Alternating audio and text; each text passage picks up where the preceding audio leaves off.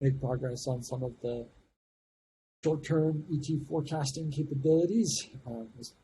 Our spatial coverage now has been expanded to include most of the Mississippi River Basin, not quite all of it, but a good chunk, and most of the region between Louisiana and that information is just there in raster view on the Data Explorer, but those products are all accessible through the API.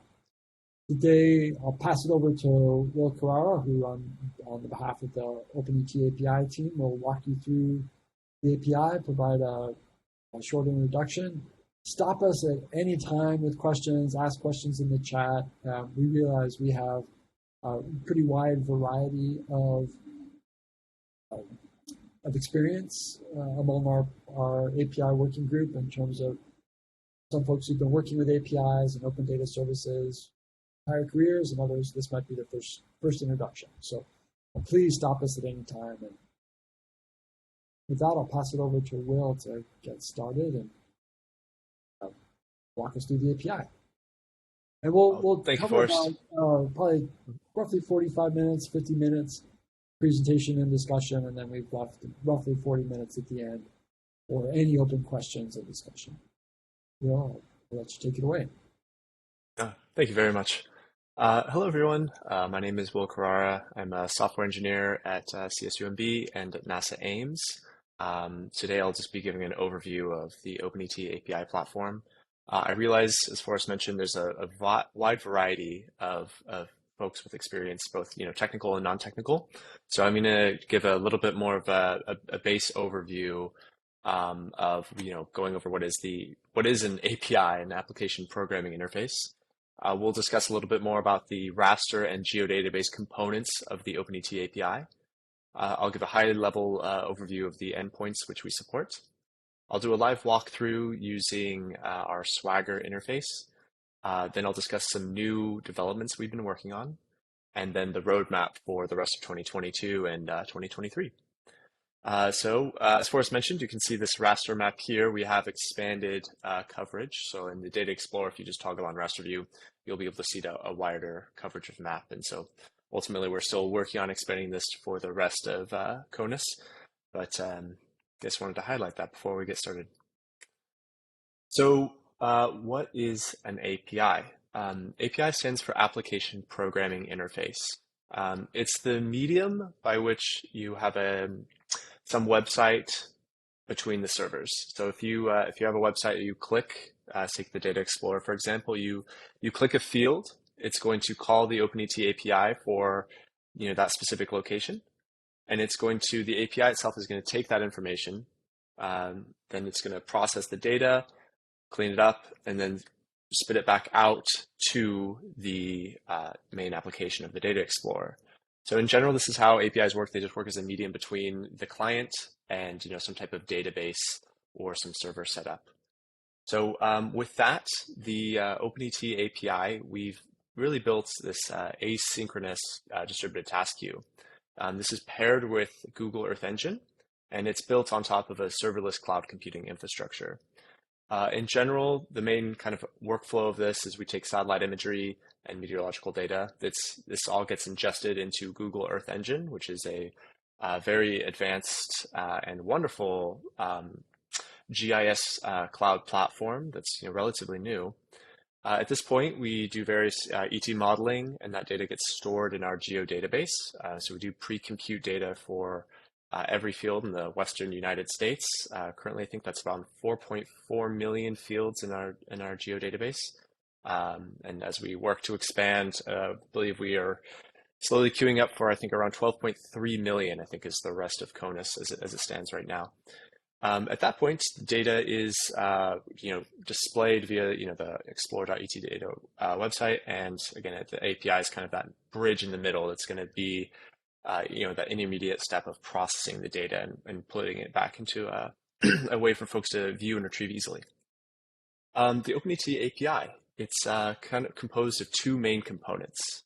So one of these is the geodatabase. So we store pre-computed data for field boundaries across the Western United States.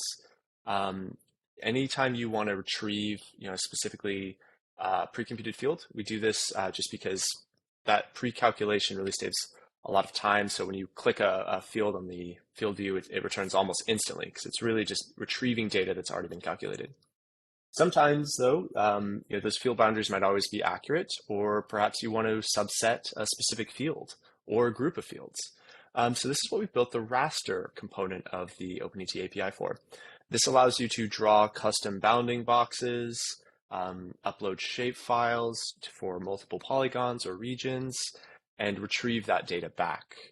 So I'm going to pause here and see if there are any questions. I can't see the chat, so Forrest, please let me know if there's any questions at this point.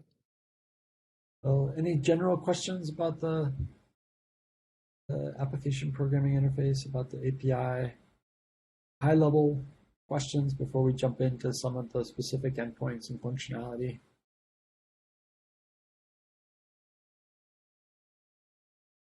All right, go ahead, Okay. Will. So moving on. So OpenET supports 4 main types of endpoints. Time series endpoints, which is going to just bring back a CSV or JSON of time series of ET data at certain time intervals, whether that is at a daily time step, monthly time step, or an annual time step. Export functionality. So this is if you want raw geotiffs of that raster data, whether that's a composite image of over a year or a stack of geotiffs, one for each month corresponding to for that. We support metadata endpoints. This is used for retrieving information about the collection itself that you're looking at, whether that's a model collection for EE metric or the ensemble collection or whatever it might be. You'll get some more specific information on the region that you're looking at and what is in that area. And lastly, we support visual endpoints. And these are kind of used just for creating nice visuals with the data. You can do something where you animate, that geotiff, providing a custom color palette, and it will give you back a series of images and a small, video GIF as well. I'll delve more into all these during the demo, but at a high level, these are the main endpoints which we are currently supporting. So I want to take a moment. I think Forrest may have already gone over this prior to my joining, but you can visit auth.etdata.org to retrieve your API key. You should, once you are logged in, and if you have API access, you should see a screen similar to this. You'll see your API key at the bottom with a few different buttons for copying the API key to clipboard, accessing the API, which is just going to take you to a user interface that's designed to help those that are a little less programmatically savvy to do API queries, and then lastly a button to go back to the Data Explorer. So if you don't see, when you log into auth.etdata.org, if you don't see this, please post in the chat so that we can make sure that your API key is current. They do expire every 6 months, as well as make sure for those of you who don't have one, we can add one there. So I'm just going to go over a quick walkthrough. So at auth.etdata.org, you see the API key. I'm just going to copy it to the clipboard and hit Access API. So what you see here at this point is going to be what's called it's a user interface based on a framework called Swagger. It just allows us to kind of make quick API requests, and it's a very intuitive and friendly framework to use. So at the upper right, you'll see this Authorize button. And if you click that, you can paste your API key there and hit Authorize. So at this point, you'll notice all these little locks have turned to close. And the Authorize button on Swagger doesn't actually validate your API key itself. I could type any value in there, but the endpoints wouldn't work. So we did build a dedicated endpoint just to validate, does your key work? Is it an accurate key? At this point, you can check your key expiration. As I mentioned before, all keys currently expire in 6 months. So again, if your key is expired, please post a note in the chat if you receive an error when checking this endpoint, and we can update that key. As you can see, mine is just expiring in 2023. Lastly, at this top section, we do have a quota type of endpoint. So during beta testing, we've kind of released a few different tiers of quota usage. This is primarily to just kind of get a sense of how much data folks are using, prevent, some obvious cases of, web scraping or people creating a bunch of bots and just siphoning out the data, etc. So if you use this endpoint, every query that you make is going to subtract a small amount of your quota. It's broken up into a few components. So there's the acre and then some time interval. So acre months is just going to be the area that you've queried. So if I query an area that's 100 acres and I query that for 12 months of data, that's going to be 100 times 12. And it's just going to subtract that value from the acre months. And then likewise with annual queries, daily queries, and then we do have right here just a total amount that you can retrieve. So these quotas reset on the first of every month.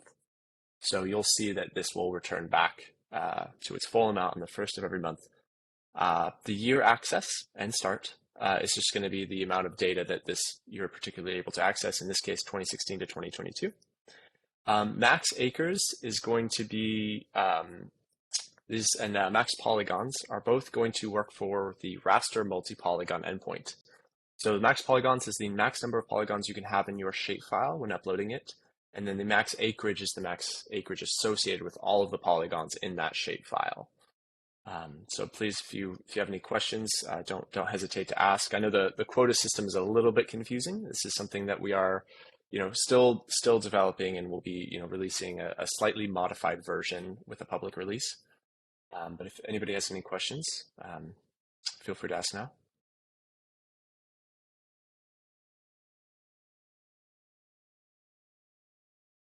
Questions right now before we move on, and for folks who posted messages about API keys, we are taking care of those. Thank you. Any questions so far?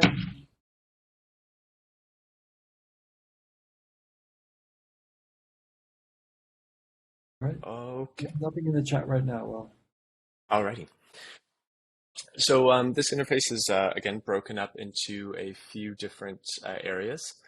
There's going to be some time series. This top section is going to be the geodatabase endpoints.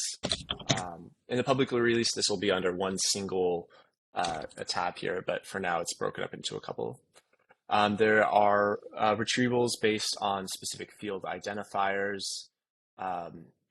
You can query specific models, variables for different time intervals, and a series of field IDs to retrieve each of those specifically pre-computed data. I'm going to go over a little bit more of the raster endpoints, since I anticipate that is the majority of the folks here, what people are going to be using, so I'm going to dedicate a little bit more time to that. So I should have mentioned, you're going to see a series, for those of you who are not familiar with APIs. Some of these are blue, they say get, some of these are green, and they say post. I think somebody might be typing in the background. I think somebody may have come off of mute. We're hearing some typing and static. Please do check your accounts. Otto, can you hear me? Please do, be sure to mute yourself. Thank you. All right. For those of you, again, not familiar with APIs, you'll see some GET requests and POST requests. All this is just a different way to get information from an API. So a GET request is essentially just allows you to have everything in the URL, and you are inherently limited by the number of characters that you can have in a URL. The POST request allows you to kind of bypass this, and allows you to kind of send things in the body of the request. So in this case, if you have a very complex geometry of latitude, longitude vertices, you can have a much longer string of characters. So I'll start off with the point query. So in the Data Explorer, if you toggle on raster view, you'll be able to click around at different points and retrieve time series. That functionality is supported by this endpoint. You'll notice that all of the endpoints have some very common elements. Most, if not all of them, have a model parameter where you can select, the ensemble model. EE metric, PTJPL, all of the constituent models OpenET supports. There's a variable parameter where you can retrieve, ET, NDVI, reference ET, etc. So if you're wondering offhand, like how do I know which models are available? What are all the variables supported? So the OpenET documentation is located here, and so I'll have somebody, Forrest, if you could post that in the chat for everybody in case they don't have it. It's open-et.github.io. So this is currently where we are hosting our documentation.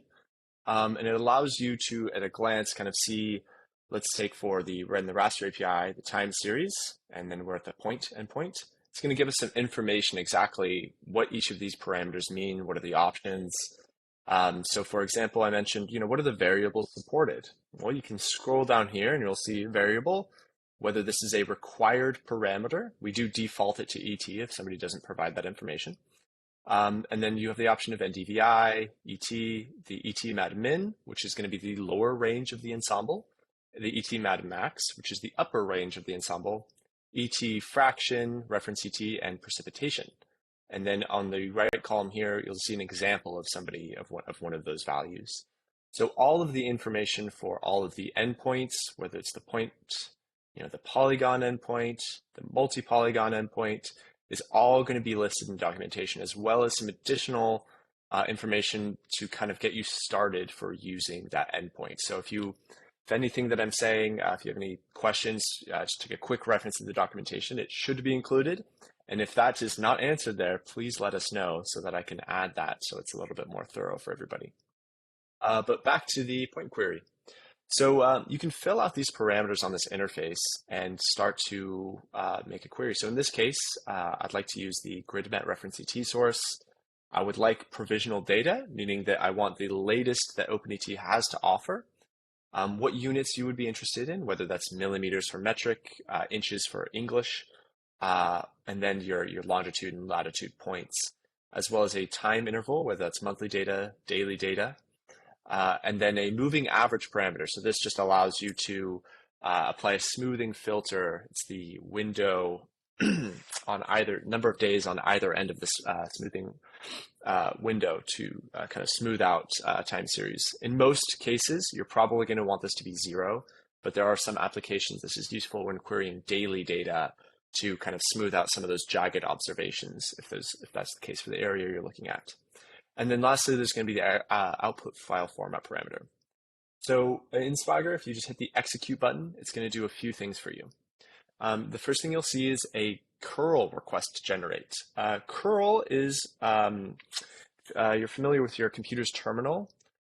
This is a way to request data in your terminal. So if I am a super user, I will go to my terminal, I will paste that curl command in, and I will run that, and it will give me the exact same data back out.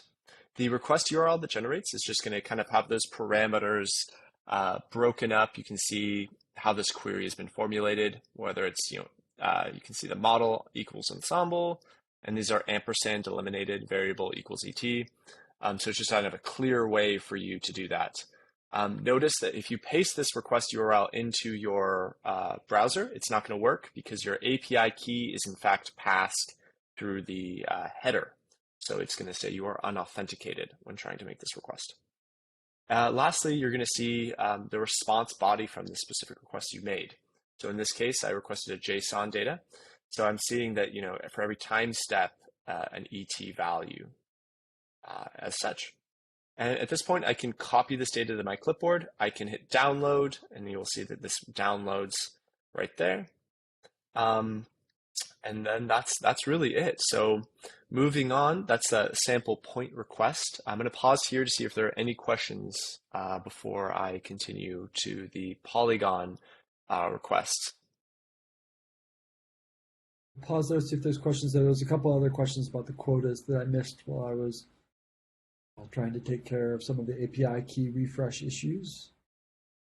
First, see if there are any questions on the time series. I can ask my question. When you were in point and then unit string query, it says metric. What do you write in there for standard units? Do you write imperial or just English? Okay. English is going to be what you want there. And again, like I say, you'll see that in the documentation because I know there's a lot of parameters and a lot of different options. So that is definitely something that can easily get overlooked. So they'll see metric here, English here. Okay, perfect. We do default to metric units for the API. So I should mention if you put nothing in that query, you will be getting metric units out.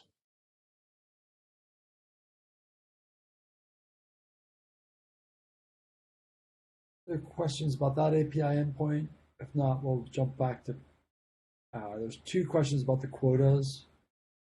Well, the first question is about, will details be added in terms of what each quota means? There's some info in the FAQ, but not a full definition. Yes. So I apologize for that. The current documentation, I'll be getting this later in the presentation, but we are actually rewriting the entire series of documentation for the public release. So I will have a much more thorough representation of exactly what each quota parameter means and a detailed explanation of that. So I apologize that some of that might not be fully captured in the current FAQ of the documentation, but I'm happy to expand upon that further if needed. But that will be coming. And the second question is there a way to query the quota remaining for a user? Yes. So right here, this is going to be under the home endpoints. It's the user quota. So you'll see that mine hasn't been used at all. I just refreshed my token. So this is all fresh. But if I start to make some queries, and these are going to be based off the export queries.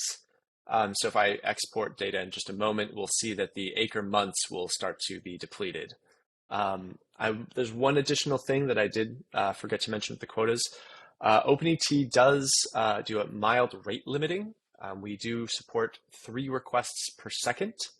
Again, this is just something so that the servers don't get overwhelmed. This is also a limit placed by Google Earth Engine. So that is the similar type of 3 requests a second. That's not in here, but again, that for those of you making asynchronous calls, that is an important thing to remember. There's another question about the English versus metric units. Yes. Assuming that English means inches and metrics means millimeter. Yes, that's true. English units for queries that are returning a volume of water, that will be returned in acre feet. And units that are queries that are returning a volume of water in metric, that will be in cubic meters, right? It's been a while since I've looked at that. So in general, inches versus millimeters, but we are also applying the units to volumes. Yes, and thank you, Forrest. That's a good catch. Yeah, we do associate acres with English, and hectares are going to be with metric, and the volume that we're using, is megaliters. I believe that calculation. Yeah, thank you. I was just realizing that. All right. With that, I'm just going to continue on to a couple more requests here, just to give a quick overview. So that is the the point functionality on the Data Explorer. You'll also notice that there's the Draw Custom Area tool. That is supported by the raster time series polygon query. So this request is a little bit different. You'll see that this is a post request. And now when you're modifying, the model parameter, you're going to type it in here. So if I want EE metric, for example, whoops, 2 M's. I could just type that in there. If I want maybe, ET data for 2018, GridMet reference ET source, again, you modify these parameters here. So what's different between the point and the polygon query is going to be 2 things. First, you're going to notice instead of the longitude, latitude parameters, you're going to see a single parameter called geometry. Geometry is going to be the longitude, latitude separated coordinate list. So it does not have to be a closed polygon. The API will automatically close that for you. So you'll notice that the first set of coordinates is not the same as the last set of coordinates. That's all I mean.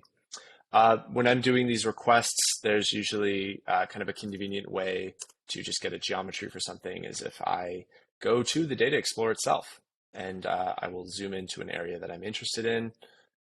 You can do this via, Earth Engine, however you want. When I draw my polygon, whoops, zoom out there. Sorry, I think I misclicked. When you run time series, you'll notice that there's the copy shape to clipboard. So you can just quickly copy that shape, and start building your geometries, for your API and just paste that in there. And you'll see again that longitude, latitude, separated set of coordinate lists. Similar with Google Earth Engine, there's a polygon draw tool that you can just copy directly in after drawing. The other thing that is different from the point query is you need some way to aggregate the pixels within that polygon. In this case, most applications are really just going to be using a mean, an average of each individual pixel for that spatial aggregation of the polygon. So I will again paste this data in here. I will see that curl request generate. The request URL is going to look very sparse because all of the data is getting passed in the body of the request, which is not something that's contained in the URL. And again, we'll see that time series generate for 2018. And again, I'm just going to pause real quick here and see if there's any questions regarding, retrieving individual polygon data or post requests for anybody that may have questions.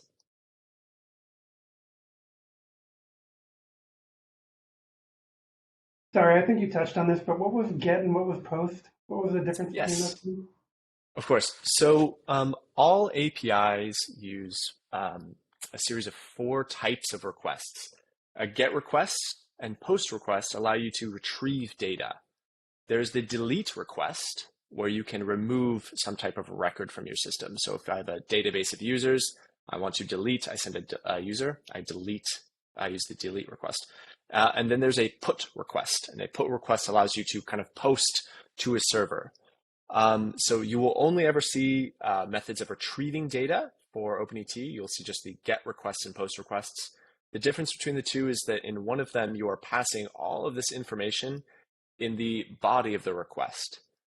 So that just kind of allows you to have a lot of flexibility in what you pass to the server. So I could put a very long, complicated geometry of maybe a center pivot in here, where I try to get that circle perfect. That will be a lot of characters. In a GET request, you are passing most of your stuff through the URL itself, where you can see it.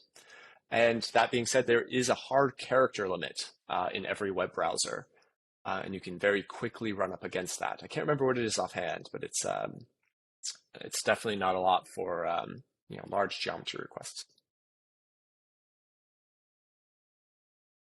Okay, thank you very much. That was great. Appreciate it. Oh, of course, no problem. Okay, so I'm just going to kind of continue on with a few different endpoints. Yeah, there's another question about which endpoints return volumes versus depths. Are the geodatabase time series endpoints returning volumes? So the current, all endpoints are currently going to only return a depth. I will show you in a little bit the multi-polygon endpoint, how to calculate your volume. We actually did make a small modification to the API a little while ago to kind of confine the amount of memory in each individual file for users. So we return in the multi-polygon endpoint the depth in ET, and we also return the area of every individual polygon. And with those 2 columns, I can give you an overview of how to calculate the volume in whether it be acre feet or megaliters with just a simple equation. But these endpoints are all returning a depth of ET.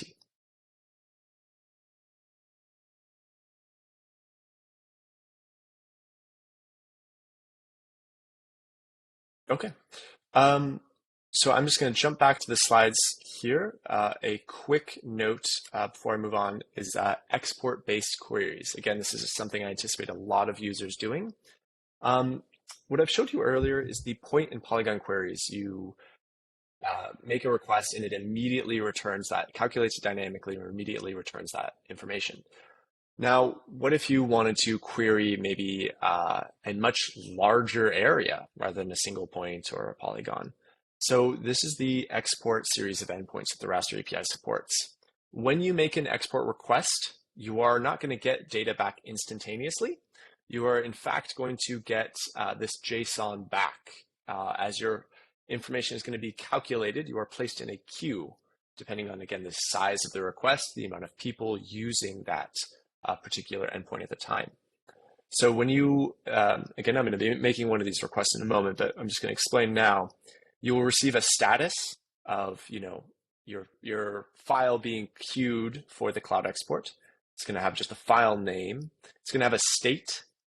This is something new. We've added an ID. This allows you in real time to track whether the file is pending for submission, being run, or has succeeded.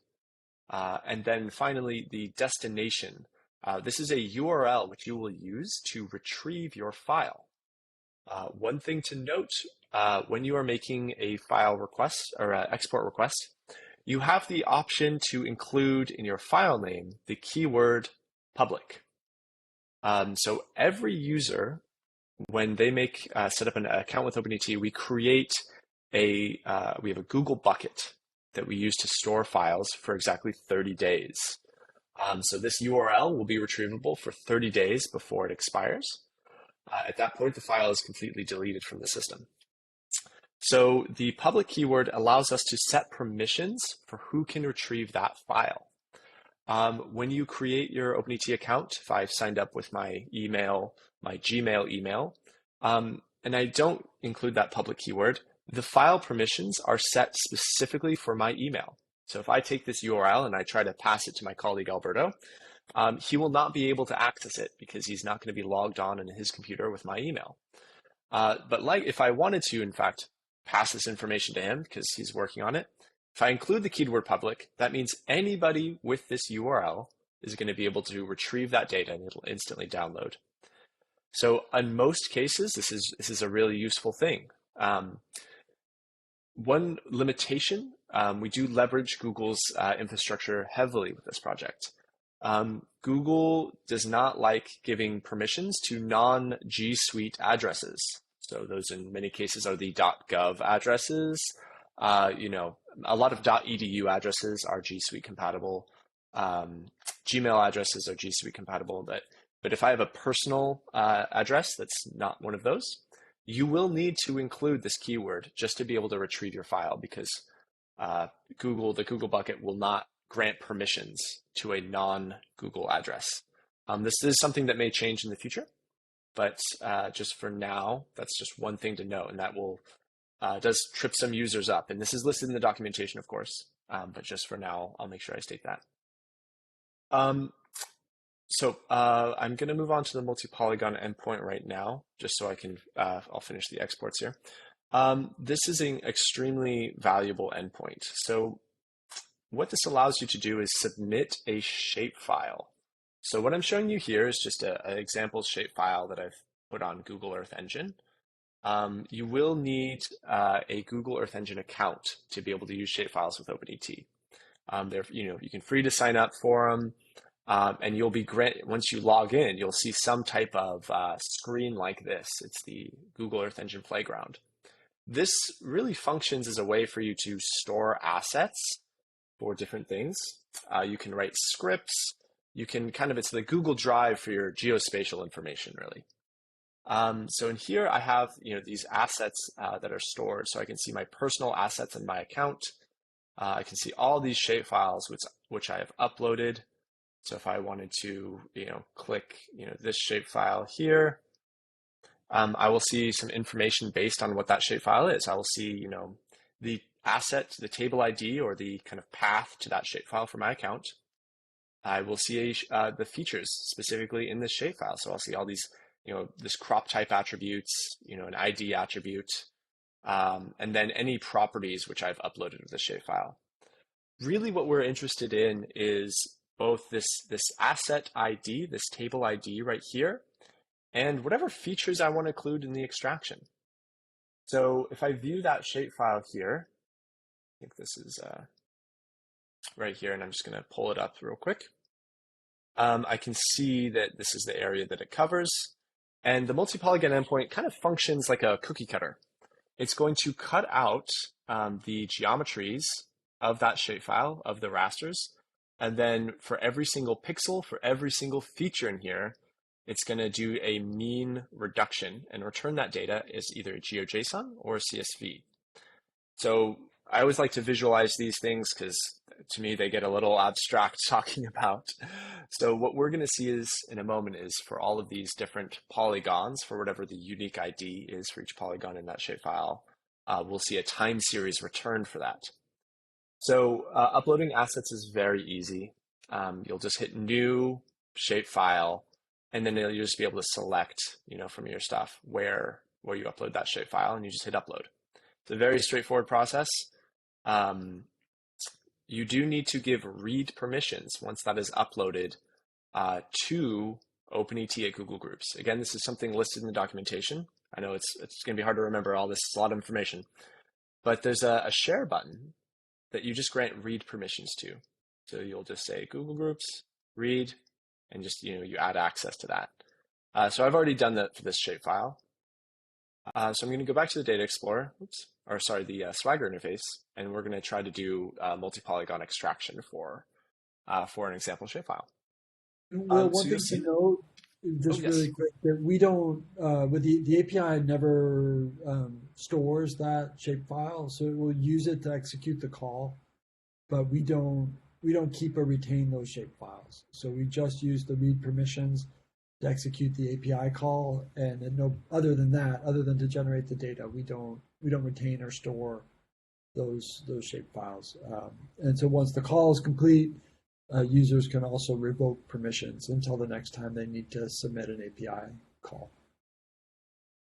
Yes, that is a very important thing to note. Yeah, we just need to get the geometries for the time that we are making that specific call.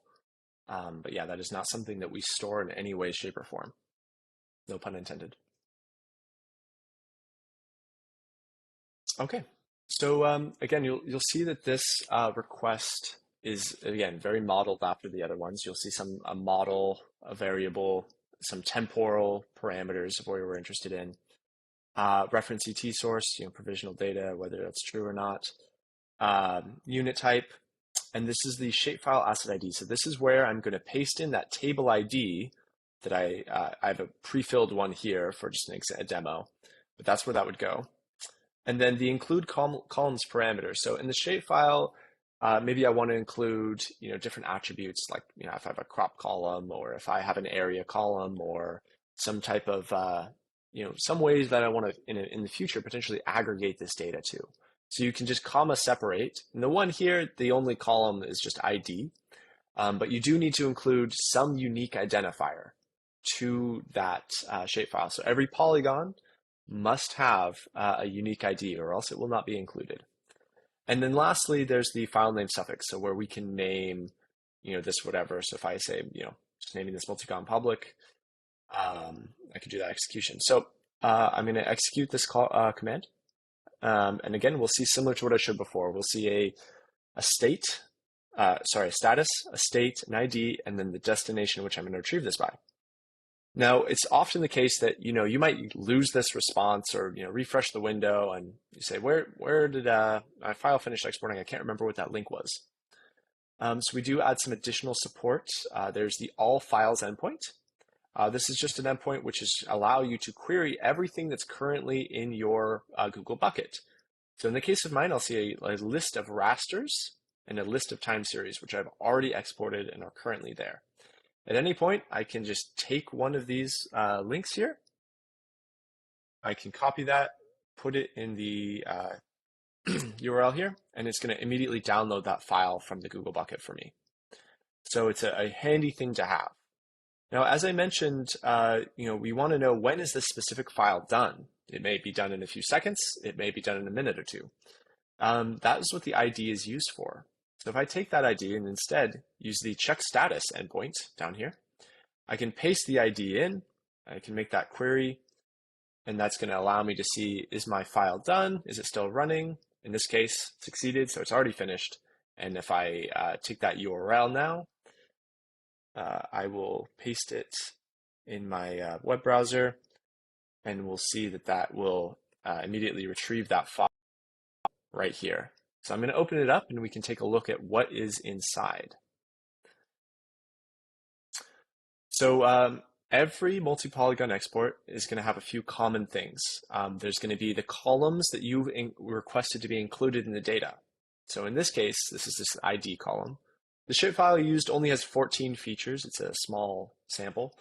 And then the next column is going to be time. So this is I requested 12 months of data for just 2018.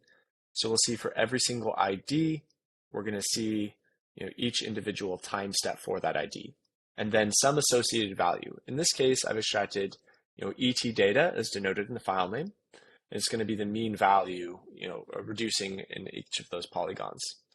And lastly, I will see an area column. Now, if I've selected, in this case, metric units, I will see area underscore hectares. If I selected English units, I would be seeing area underscore acres. So this is going to be the area for each of those associated polygons. So for polygon number 1 on this time step, this is the area, and of course we'll see that polygon number 1 is never going to have a different area. It's going to be 26 here. It's going to be 26 here, just because that's something that's not changing. So at this point, you could calculate, the volume for each of these polygons by saying you would want the mean times the hectares divided by, what is the calculation for us? What's the divided by 12 inches per foot. For sorry, oh, metric units. So then that'd be then divided by, I think it's 100. Yes. To convert back to megaliters. Yeah, so that would be millimeters times hectares divided by 100 to convert to megaliters. Thank you very much. Sorry, I was distracted answering some questions in the direct chat. Oh, appreciate that. So I'm going to pause here real quick. Does anybody have any questions regarding the multi-polygon export?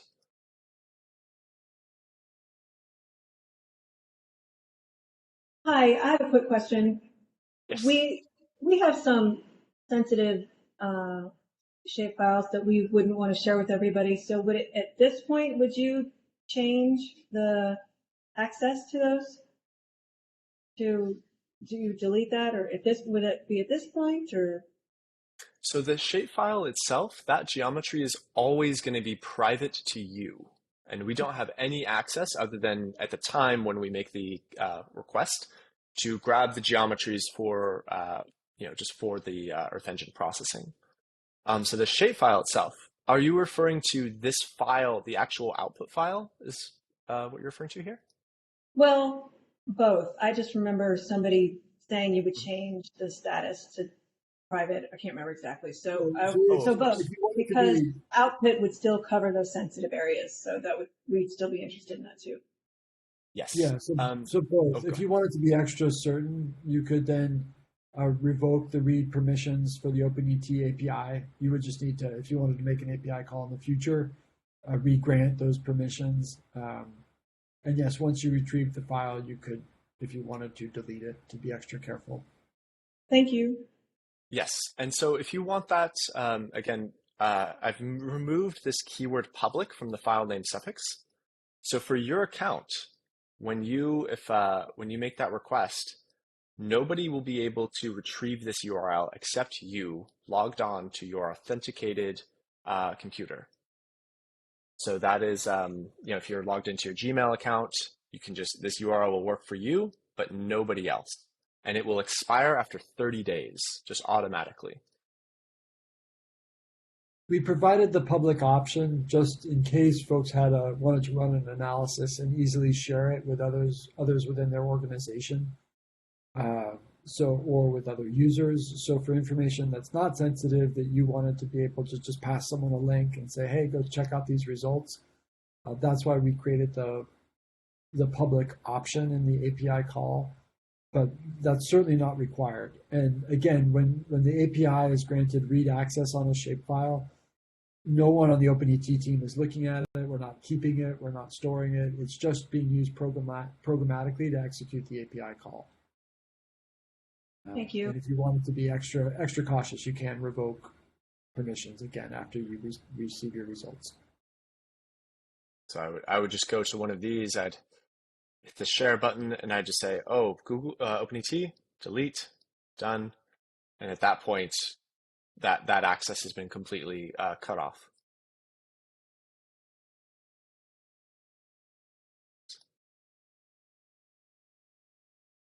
All right. One quick question: was there a Yes. limit on how many polygons could go in that shapefile? Yes. So each account, as I mentioned, right up here you'll see in the quota section. Again, we will be looking to expand this for the public launch, but we currently have it set right here to about 1,500 polygons. So if your shapefile is larger, you could just, if you have like 3,000 polygons, break it up, make 2 different calls. Yes. And then likewise, the max acres associated with all of the polygons summed up in that. In this case, I just have 50,000 right here. Okay, great. Thank you so much. Of course. So just in the interest of time, I'm just going to continue on to some new developments that we've been working on. As Forrest mentioned, forecasting has definitely been on everybody's mind.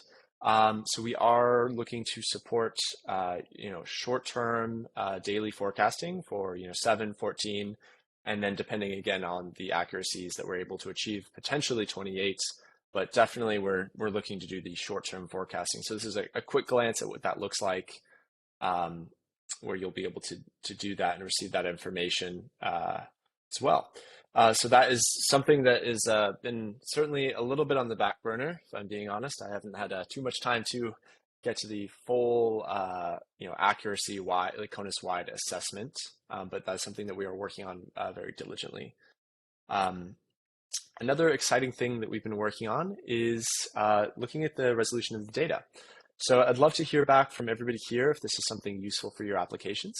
the ET data for OpenET is calculated a lot from the Landsat satellite system, where every pixel is 30 by 30 meters.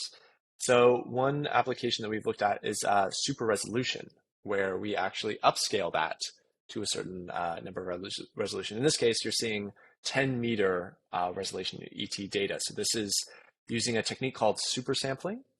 You might be familiar, heard that from some TV marketing for 4K TVs, where they will take the existing resolution, it will look at every neighboring pixel, and it's going to do some type of sample from that to then populate additional pixels, effectively upscaling the data itself. So again, this of course looks very nice for different visual presentations, etc. We want to be cautious not to oversell the data as being a higher resolution than what it really is.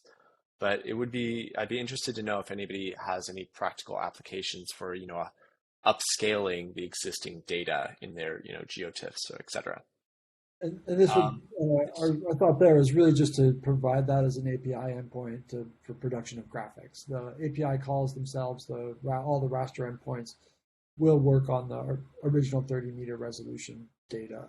But in terms of generating graphics, we can add this as an option if it's useful.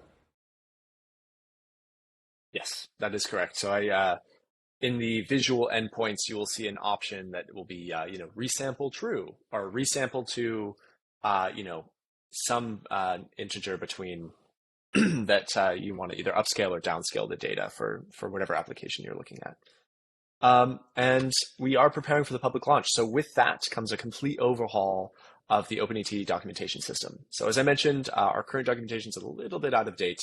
That's because we're investing a lot of time in actually redoing it into a new format with a lot of additional information, the ability to, have immediate, whether it be Python, package support, copy commands, and just navigate that whole process much easier. We're using a new platform called Gitbook, And so that whole system is going to be completely redone. So I'm excited to share that, and that will be ready for the public launch. And then lastly, we're going to talk about a little bit of the roadmap for what we have coming at the end of the year, as well as 2023. So I'm just going to cover the first bit of this and then hand it off to Forrest. So earlier this year, we did add daily data support. We did add Landsat 9 launched, which does have a 3-day latency, which is extremely wonderful. We added GeoJSON support, and then a significant amount of time between May and August has really been doing a lot of compute optimizations. The processing of geospatial data can be very computationally expensive. So we've done a number of things to actually improve the efficiency for folks, whether that be reducing memory, reducing latency, and making that whole process much easier on the servers. And Forrest, I'm just going to pass it off to you for the what's coming next. Thanks, Will. Let's pause there and see if there are any last questions about the API really quick before we move on to what's coming next. Oh, yes. Seeing anything else in the chat? We know that was a lot to cover. Hope that was a helpful overview, but please do let us know if you have any questions about what's been covered so far. Yeah, I mean, there's this question that we've gotten around the data for field shapes. So a customer draws a field shape, we go fetch the data. Well, there's this 30-meter pixel problem around the edges, trying to figure out how to handle that effectively. And one of our advisors said, well, just shift the boundary in 30 meters just to make sure you're safe. But for some fields, that doesn't work very well. Yes. So the way that the Draw Custom Area tool works is it is taking only the pixels that are contained within the boundary that you have drawn. So if that covers, there's a half a pixel, it's not going to be taking the other half of that pixel. We could add some support for a buffer system where you can buffer around the edges, whether that be for, a 5-meter buffer or whatever that may be for you, to additionally cover some data, some of that if that's something you'd be interested in. There are some inherent limitations, though, if it's a case where the fields are really smaller than an acre or two, or the parcels you're looking at are smaller than an acre or two. There are just some inherent resolutions and limitations of the resolution of Landsat data. So, right, so there's a question there in the chat about like super skinny polygons.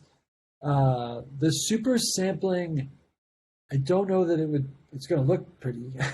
It'll look better for sure. I don't know that it would be more accurate, right? Because the super sampling is basically at the end of the day doing linear interpolation along two gradients. So the limitation is in the spatial resolution of the Landsat data, and of course we know for very narrow features we also have edge effects. So the 30-meter pixels are also incorporating some information from surrounding areas in terms of light actually entering the sensor. So in general, I would say things that are less than 60 meters in any dimension likely will have higher uncertainty. So certainly buffering for larger areas will help you limit edge effects for sure. So that would be recommended, and adding an option will to take out a shapefile and then just add a buffer. That's a good idea. Be a nice helpful endpoint in the future. But if you're dealing with things that are say less than 60 meters in any direction, we know that there are going to be some inherent limitations to accuracy.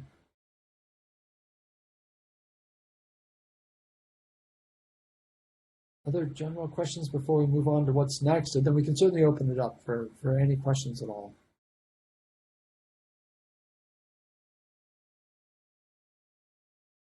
There's a question from Lan Liang there, Will, about can we export daily rasters for a defined polygon?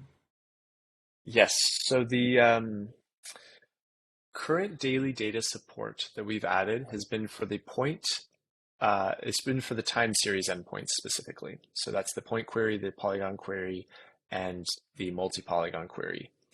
Daily data, as we currently have it implemented, is a very computationally expensive thing. So we have some limits in place in the API. Those can be found in the documentation. But for the geotiffs, we currently have it disabled. We are looking to potentially unlock that for the public release, but we wanted to do some additional evaluation just on data volume storage. It'd be very easy to export a significant amount of data to that Google bucket for 365 geotiffs just to get a year for a very large area. So we do currently have that disabled, but we are looking to have that ready and enabled for the public launch. That functionality exists. We realized that a single query could easily consume $1,000 worth of ECU usage, even by accident. So we are working on ensuring we've got the quotas right. We are also in the process of adding data to the Earth Engine public data catalog. So the monthly assets for 2016 through 2021 are now there on Earth Engine as public assets, but we are working on now getting them added to the catalog. So that's in progress this month. We'll work on adding the scene assets so users can use their individual accounts to generate daily data, subject to any limitations on their account, their own Earth Engine accounts. So we will be working towards that. And then I know California DWR has some particular use cases. And so for really large area queries, we'll work with individual users to support that. Because those can be so computationally intensive, we have to have some limitations on the quota to ensure a single user doesn't accidentally consume a large share of the OpenET allocation. Other questions? We'll move on to cover some of what's coming next here. As I mentioned, we go back one slide here. Sorry, So we are in the process of adding data to the, there's an L missing, public data catalog. Good to know we're not perfect. And then user accounts, we will also, thank you for fixing that. And then user accounts, Will has developed, and Jody and Alberto have developed the functionality that will allow users to use the OpenET API with their own individual Google Earth Engine accounts. So we'll be working closely with all of you that are part of the API working group to test that as we work towards the public release. Slide. Will and the team have done a really nice job with the documentation to date, working on some updates. We'll have that available for review in January. If there are any other, so thank you for flagging some of the questions about units, about quotas, any other recommendations, please send those to us this month so we can incorporate them into the updates in anticipation of the initial release to the working group in January. We are working towards the public API release as early as we can next year, targeting February as our best guess. That it's always possible that'll slip. But in the meantime, trying to ensure that folks who are part of our working group are able to accomplish all the tasks that they need to. And then as Will mentioned, we're working on the short-term forecast. The team's done some nice work on the visualization and API endpoints. Some of the key decision points for the team are selecting the best gridded forecasted meteorological products to help drive the ETO forecast, and then conducting the accuracy assessments for the overall ET. In parallel, we are also working on the custom reporting tools. This will allow users that might interface with a lot of technology but might not be programmers or have a programmer on staff to use a user-friendly graphical user interface to access the API, or at least a subset of the full API functionality, and generate custom reports, ongoing automated custom reports using some of the most commonly used API endpoints. We're targeting early summer for that. Next slide. Is there anything left? Just this. So as Forrest mentioned, we would love to hear feedback on the API documentation, feature requests. That's very helpful for us during the development process. We'd also love to know about how you're using the data. any types of analyses you're working on, or et cetera. So please share that with us. It'd be wonderful to know. And then, if possible, be mindful of the shared nature of the compute resources currently. So we do have an auto-scaling infrastructure, but we are limited to a few, commercial level, service accounts. So if you're able to reduce the complexity of your shapefile geometries, that does a long way in helping how quickly that file is processed. And then likewise, if you're able to just limit the daily data requests to, point queries at present, we will be adding, significantly more support for that for the public launch, for the geotiffs and the stack endpoints as well. And just lastly, before we end, I just really wanted to say thank you to everybody. I know this has been a long process of development. Thank you to Alberto Guzman, Jody Hansen, and everybody, Jordan Harding, Britta Dahlhurt, everybody really on the technical development team. It has been an incredible lift to build, this whole platform. And lastly, thank you to Forrest for having the vision to build this whole thing in the first place. So I'll just open the floor up to any questions. Well, I'll echo the thanks and praise. I think what the OpenET backend team has built, Will, Jody, Alberto, Britta, and Jordan Harding is, I think, a really impressive API. Hopefully, a nice benchmark for future open water data development efforts. And we also wouldn't be where we are without the help and participation from all of our partners and everyone who's been part of the API working group. So thank you all for the feedback and really constructive insights and comments over the last year and a half. Questions, other questions or things we can clarify, feedback? As I stand here, 2 questions. One was, is there an API coming for flight dates? Know historically what the flight dates were? Oh, you mean so that you could, for satellite overpass dates? Yes. Yeah, so do you want to talk about that, Will, for the daily data, adding a QA flag that flags overpass dates versus interpolated? Yes. So we're looking, there's a few ways that we're kind of thinking about doing this. The first is specifically a flag itself, which will just return those scene observations individually. So you'll just see, every, 8-ish or however many days, you'll just see those observations. The other is adding an additional column in that CSV return, which will, just be, interpolated column, true or false. And it'll just flag which of those observations, returning the full interpolated data in parallel. Either of those, if anybody has any preferences on that or additional idea of some creative flags, we would love to hear that. I would go for another column in the CSV. That maps easier to how we want to use and think about it. Yeah, and I think that's going to be the standard way to approach this type of problem. But that will be, again, something I think we'll be adding probably a little bit before the public launch, but definitely by the public launch, because we realize the value in understanding what are the actual observed scenes there. Yes. Next question. You said 3-day delay. Is that 3 days from the overpass to when it's available in OpenET, or is there an additional delay? Landsat 9 right now is being processed with the split window approach for the land surface temperature within 1 to 3 days.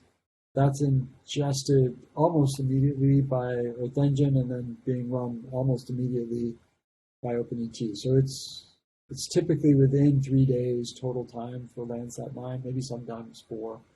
Landsat 8, we talked with the team at Rochester Institute of Technology and USGS Aeros last week. So it sounds like they had that same approach, that split window approach, ready to go for Landsat 8, but haven't introduced that operationally. So Landsat 8 right now is closer to typically 7 to 10 days, I'd say, sometimes a little bit longer. So we're getting close to that 1 to 3 day target. for Landsat 9 pretty consistently, but Landsat 8's a little behind. So hopefully by January or February, we'll be able to be consistently have scenes turned around as provisional assets by within 72 hours. There is a little bit of additional uncertainty in the LSD products using that split window approach relative to the full atmospheric correction that's used for the final level 2 products. Right. Okay. Yeah, because we're looking at if we were to deliver a weekly product, customer holds the data. Right. Yeah. Because we'd like to send those reports, say on a Wednesday, and one of the questions are going to be, how old is my data? Right.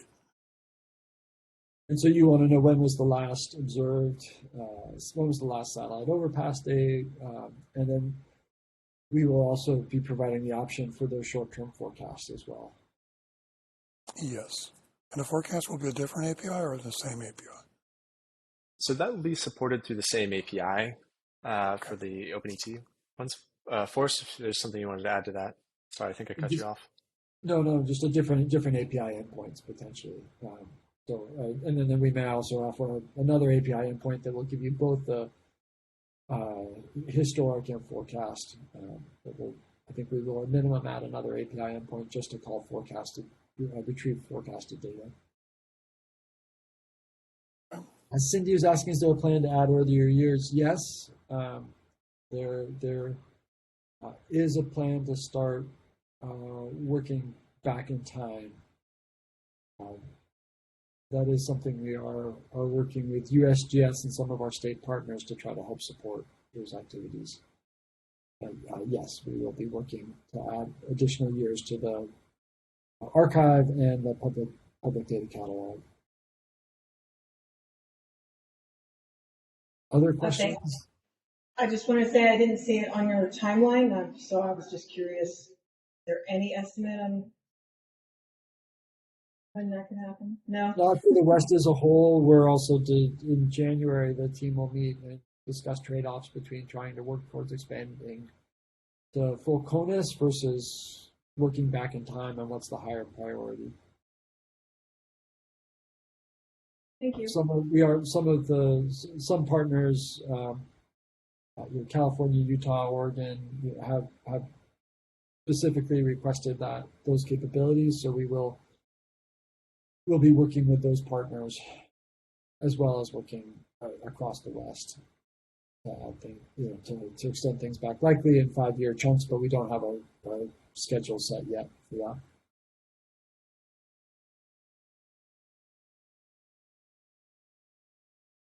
Other questions? I did want to note I didn't cover any specifically programmatic examples. I pasted a link into the chat for the Google Colab notebook, which is just a quick little set of Python code to programmatically access the API and do a quick calculation with the data. So feel free to use that. You just need to copy your API key into the first cell, and you can run that.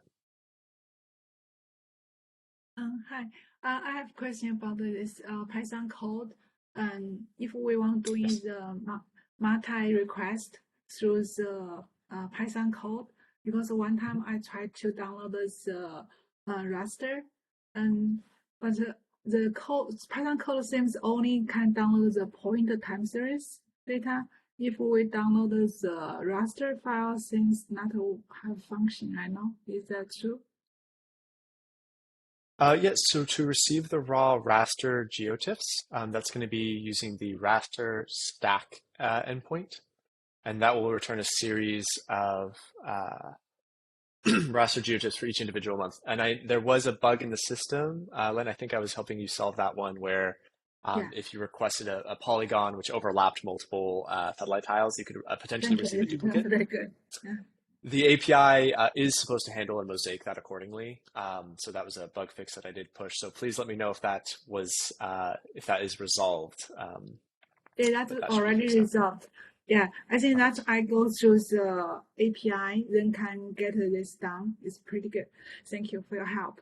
Then my Of question is, course. if I I want to use Python code to download the raster, so like use Python to call the function and download the stack, the export stack, because I try to use the Python code.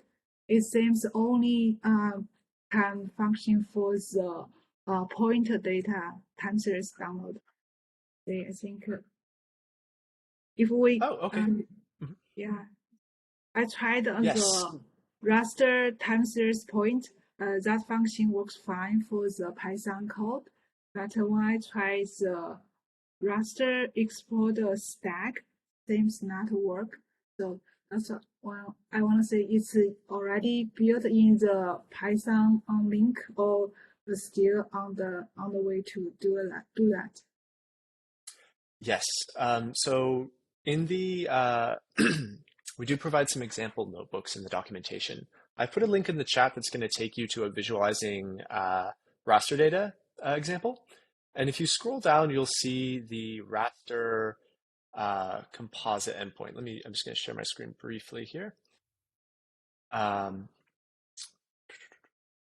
Yes, so in that link, if you scroll down, you'll see this raster export. All you'll need to do to modify this code to do a stack endpoint is you're going to remove the pixel aggregation. You won't need that. And then raster export / stack. And then this will be all the code that you need to directly access that endpoint. It's a slight modification, again, to the composite section there, or if Okay, you want a that's great. series That's of great. GeoTIFFs. Yeah, Yes. that's I'm looking for, because I tried use the API request, then copy to the Python code, seems not work. So right now I know the trick. So like use the raster export request lines, then put into the stack request. I get it. Yeah, Yeah. you'll modify those parameters and then it should work just fine. Okay, And don't that's forget, great. you will need to use a G Suite compatible email address for that request. So that could be another potential issue if the email address and account you're using is not compatible with G Suite. Then when it tries to write to a Google Drive directory, that step could fail. So that's another thing to be aware of. Okay, thank you.